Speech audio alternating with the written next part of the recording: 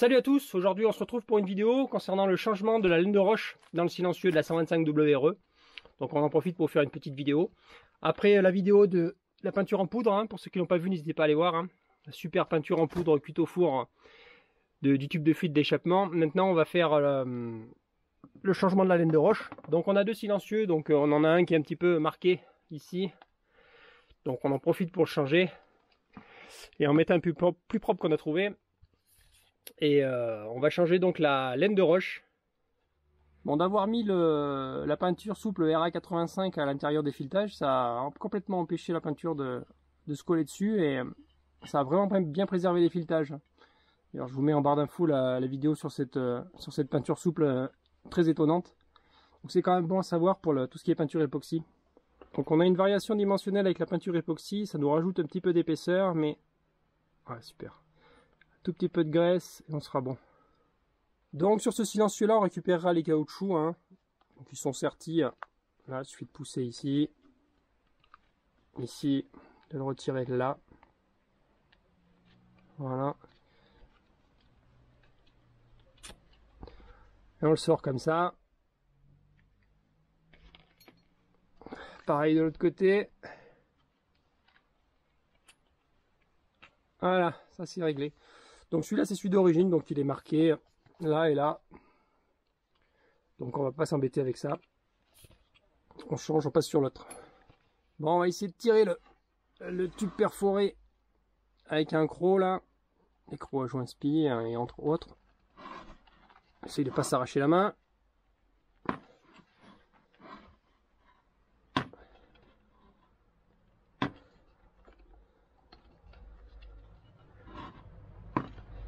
Bon, pour travailler sur la laine de roche, on va mettre des gants, ici en nitrile, mais enfin peu importe, mettez surtout des gants qui vous protègent parce que bon, évidemment ça gratouille, ça picote. Donc autant éviter. Bon, des fois ça vient pas toujours bien en fonction de comment elle a été tassée par le précédent monteur et la quantité d'huile qui y était absorbée.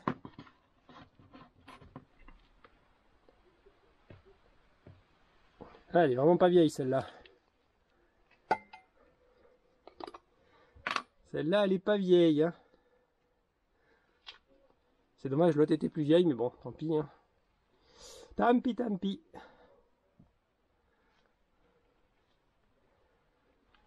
Là, on dirait de la fibre de verre. Ouais, là, c'est de la fibre de verre, pas de la fibre de roche. Ouais, ça, c'est de la fibre de verre pour l'isolation de la maison, donc c'est pas ça qu'il faut prendre. Ça va en dépannage, on va dire, mais c'est de la fibre de roche. C'est ce qu'on a pris là. Ouais, la fibre de roche, ça ressemble à ça. Elle est même pseudo-tissée, donc elle a une meilleure résistance. Idéalement, c'est ça qu'il faut prendre. Donc on enlève tous les petits résidus qui se sont collés là, surtout que c'est de la fibre de verre et non de la fibre de roche, donc ça fait des plaquages et complètement bouché les trous d'évacuation là. Et c'est assez épais quand même. Donc tout ça on y supprime, on libère chaque orifice.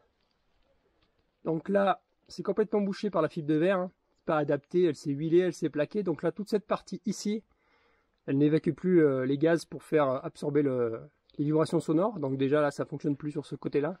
Ensuite là, on voit qu'on a beaucoup de calamine. Là, on a les côtés sortie tube de fuite. Donc là, ici, là, il n'y a plus de trous. Ici, là, ils sont complètement bouchés. Donc ça, faut bien les déboucher. C'est la calamine qui à ce niveau-là atteint un refroidissement tel qu'elle arrive à, entre guillemets, à se condenser un peu plus fort et à refroidir et à durcir ici. Alors que sur la sortie de la cartouche, on n'en a pas. Donc faut bien surveiller cette zone, sortie tube de fuite, parce qu'elle calamine beaucoup plus. Et là, la moto n'a pas de borne, donc il n'y en a pas beaucoup, mais on peut se retrouver avec un tiers du tube perforé de bouché. Donc ça sert à rien de remonter une laine roche avec des tubes bouchés. Bien faire attention à ça. Bon, voilà, on a ramené notre tube. Il y avait une petite bosse aussi qu'on a ramené. Donc tous les orifices sont bien propres, nettoyés, dégraissés aussi, parce qu'on a toujours une épaisseur de gras, autant l'enlever tout de suite. Il va s'en accumuler d'autres, mais autant en enlever le maximum. Après, pour le remontage, on va dire petite astuce avec les fixations, le sertissage des grilles ici. Enfin, c'est deux demi-grilles qui sont cintrées l'une dans l'autre pour faire un tube en fait. Donc c'était monté comme ça.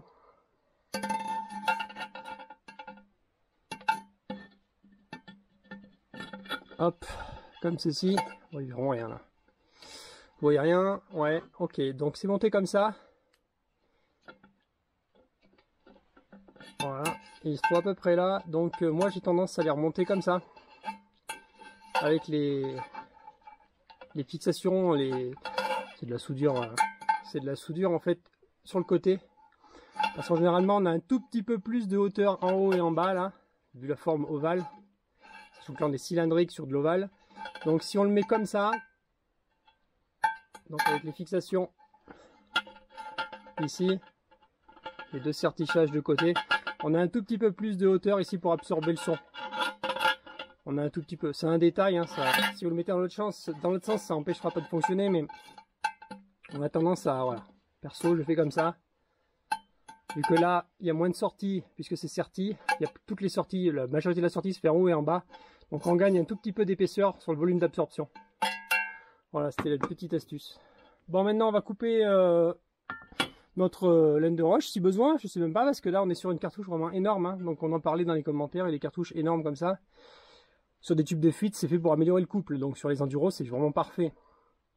Le seul truc que je reproche à ce type de sortie, c'est que maintenant avec les plaques d'immatriculation qui sont des aérofreins qu'on a, on se retrouve avec la plaque qui est pas très loin derrière là, et elle risque de prendre du gras et d'être vite noire, et ça bon c'est pas trop, j'apprécie pas trop, mais bon. Mais pour avoir du couple, c'est bien ce genre de cartouche qu'il faut. Concernant la laine de roche, vous verrez, il y a plusieurs épaisseurs. Alors, en général, ça dépend des cartouches. Là, c'est des petites cartouches pour des 50. Ils arrivent à faire des épaisseurs plus faibles. Mais en général, plus l'épaisseur est grande, meilleure est l'absorption.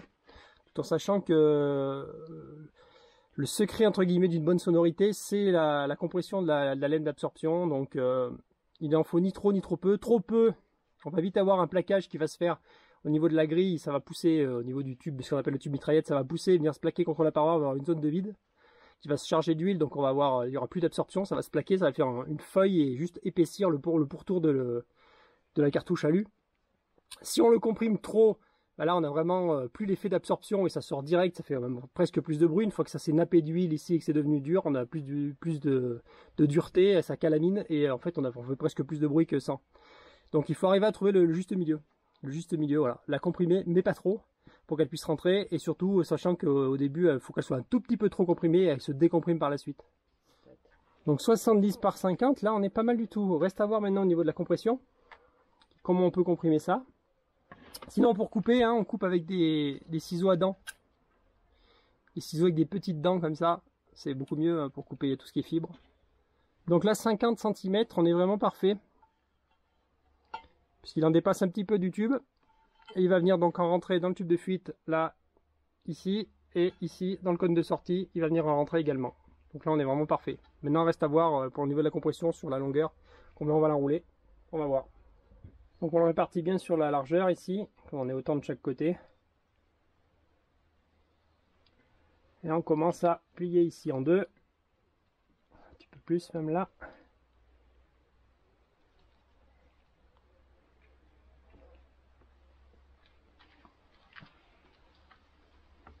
Alors mettez les gants pour faire ça, hein, parce que ça gratte quand même.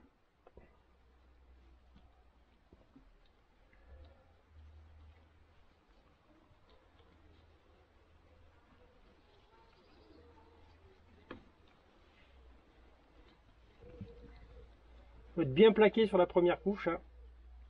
Sinon ça va générer un vide avec le souffle des gaz.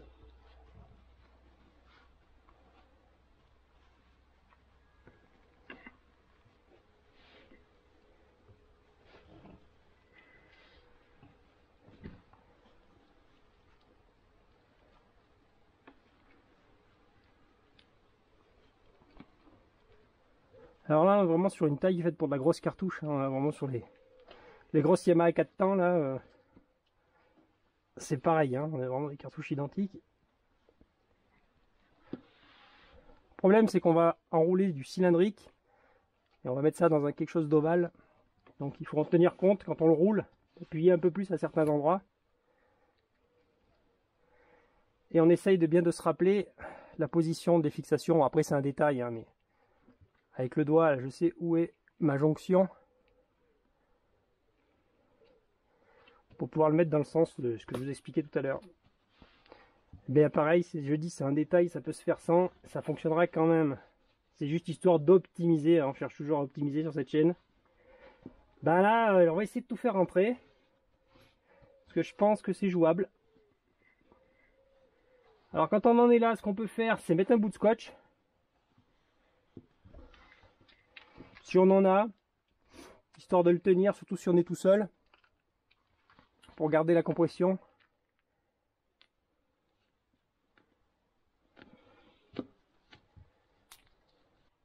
Voilà. On repère notre jonction, comme expliqué tout à l'heure, donc elle est ici dans ce sens-là. Donc je vais la rentrer comme ça.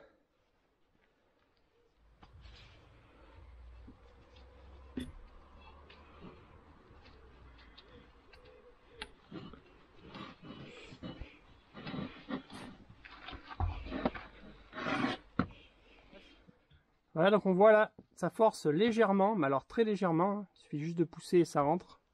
Donc là, en fait, c'est vraiment parfait pour cette cartouche. Je force pas exagérément, mais ça rentre. Ça descend.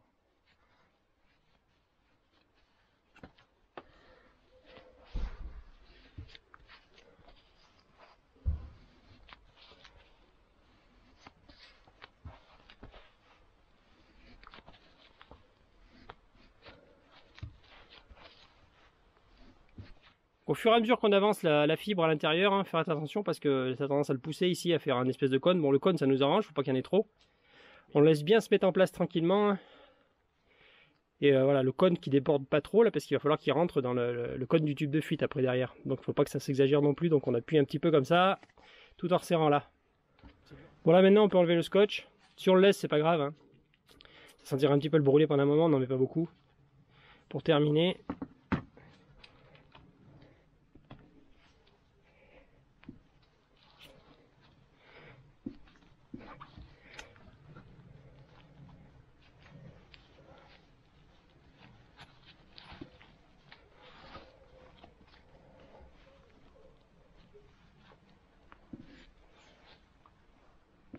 quand on arrive vers la fin comme ça, on commence à préparer le terrain là-bas parce qu'il faut que le tube aille bien à sa place.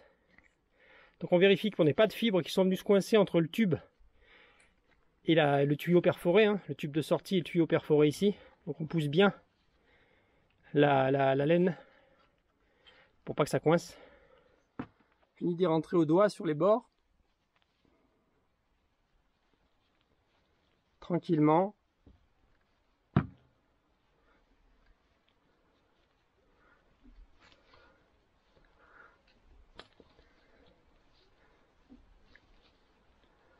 Le tout de pousser ici, là, c'est juste pour venir combler le fond qui s'est étiré.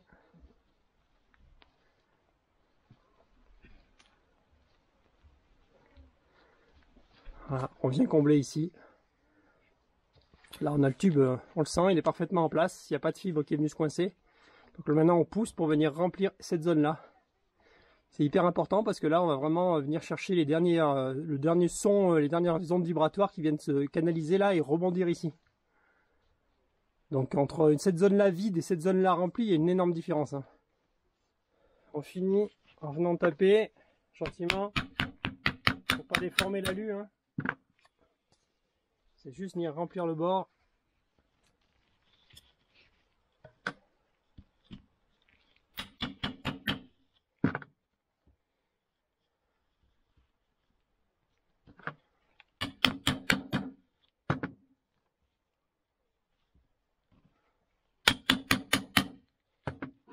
Donc quand ça avance plus, on met un petit maillet, un petit manche de marteau qui est la bonne taille. Et on fait bien la place pour le tube. Et surtout, on élargit là à l'entrée pour pouvoir faire rentrer le tube qui vient du raccord de tube de fuite, qu'il ait bien de la place pour se mettre bien en place. Et là du coup maintenant on se retrouve avec un petit champignon ici. Là il va falloir maintenant rentrer ça. Voilà, donc là il faut enlever le surplus qu'il y a sans en enlever de trop, tout en s'assurant à chaque fois qu'on ait le dégagement prévu pour venir incorporer le tube à l'intérieur et qu'il se mette bien à sa place ici. Il faut que lui vienne sans forcer. Donc maintenant, on fait attention parce qu'on en fout vite partout. Et ça gratte. On va venir faire une petite coupe de cheveux là. Donc voilà pourquoi il faut des ciseaux à dents. Ça coupe sans souci.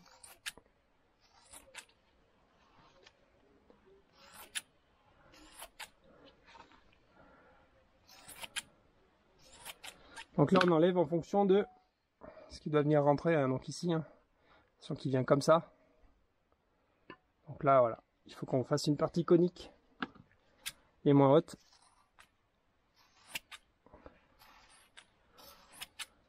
L'avantage en faisant comme ça, c'est qu'on est sûr qu'on a poussé toutes les fibres manquantes au fond. Ici, on est sûr qu'on a vraiment été remplir le coin là. Sinon, toute cette partie-là reste vide. Faut vraiment qu'on soit sûr qu'on ne va pas emprisonner de la fibre entre les deux. Donc là, ce manche-là, il va super bien. Hein. Pour tasser, là, ce côté est fin, passe bien. Et après, celui-là, là, il fait juste le diamètre du tube intérieur. Donc je suis sûr que quand lui est passé, ça correspond au tube du tube de fuite qui va venir se mettre dedans. C'est la partie la plus pénible parce que là, il faut pas se louper. Il faut que ça rentre, que ça force légèrement, mais pas trop.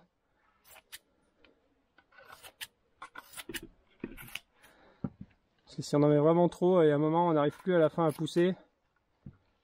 Voilà, donc une fois qu'on a terminé, là il est prêt à accepter le tube. Ça dépasse pas de trop par rapport à ce qui va venir. On fera comme ça. Donc il a exactement ce qu'il faut en volume. Donc là, on remonte notre joint Viton. Hein, parce que celle-ci, la cartouche est équipée d'un joint Viton, ce qui est génial. Pour éviter les fuites d'huile de thym dans les échappements et qui sont dégueulasses, qui redescendent partout là. Ça, c'est vraiment bien. Ensuite, on y met de la graisse au cuivre. Hein, graisse résistant à haute température qui va aider à la mise en place. Sachant qu'on a donc une surépaisseur de peinture époxy ici. Mais bon, on a regardé, ça passe.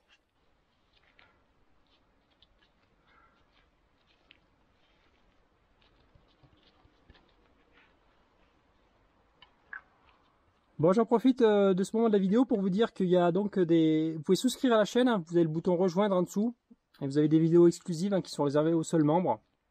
Donc n'hésitez pas à aller jeter un œil, donc vous êtes de plus en plus nombreux à nous rejoindre et merci beaucoup, c'est ce qui nous permet de budgéter des futurs projets pour la chaîne. Et on a des trucs assez sympas qui arrivent. Donc n'hésitez pas à aller voir, on vous concocte des petites vidéos rien que pour vous, il y aura toujours des vidéos gratuites bien évidemment.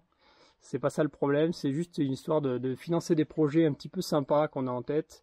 Et puis bah, comme ça de vous faire des vidéos un petit peu particulières pour ceux qui pour remercier ceux qui nous soutiennent financièrement et c'est super appréciable et c'est comme ça qu'on ira très loin. On vous remercie encore et on y va. Hop, voilà, comme ça. Je fais une place. Donc ça doit être comme ça.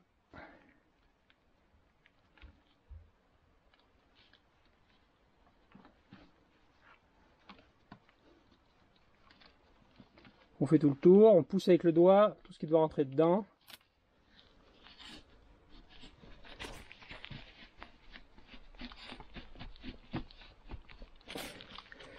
Voilà, donc une fois qu'on l'a remonté, très dur hein, le Viton là, à remettre, mais une fois qu'on l'a remonté, on met du joint sur les vis, pour pas qu'on ait de fuite à ce niveau-là, au niveau des jonctions. Donc on remonte les vis à la pâte à joint pour être sûr que ça ne fuit pas par les vis. On en met surtout là, au niveau de la base de la vis.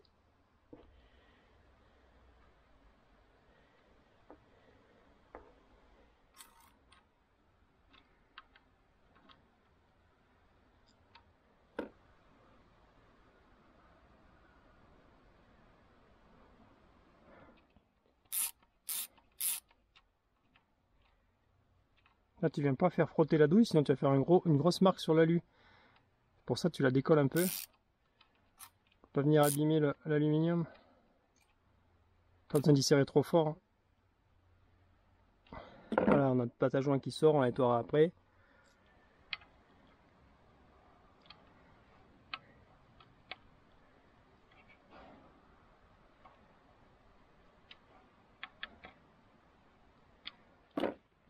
On enlève le surplus autour des vis.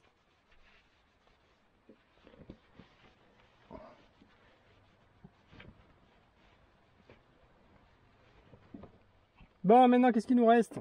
Les caoutchoucs. Alors, les caoutchoucs. Tac. Tac. Et entre-toi ce qui rentre dedans. Hop. Et voilà. Et c'est prêt. On va bientôt pouvoir l'entendre pétarader cette moto. Pas beau avec cette belle peinture époxy, hein. Pour ceux qui n'ont pas vu la vidéo, allez voir la vidéo de la peinture époxy. C'est un truc de malade. La qualité de cette peinture. Et la résistance aussi, ça va être génial. Donc voilà, ça c'est tout pour cette vidéo. N'hésitez pas à aller voir les playlists et surtout n'hésitez pas à aller nous rejoindre avec le bouton rejoindre situé sous la vidéo. Allez voir, vous aurez des vidéos exclusives dédiées aux membres de la chaîne. Et n'hésitez pas, un petit like, un petit partage, un abonnement pour les petits nouveaux, le petit panier, le petit pi pour les plus mordus. Et à la prochaine, tous!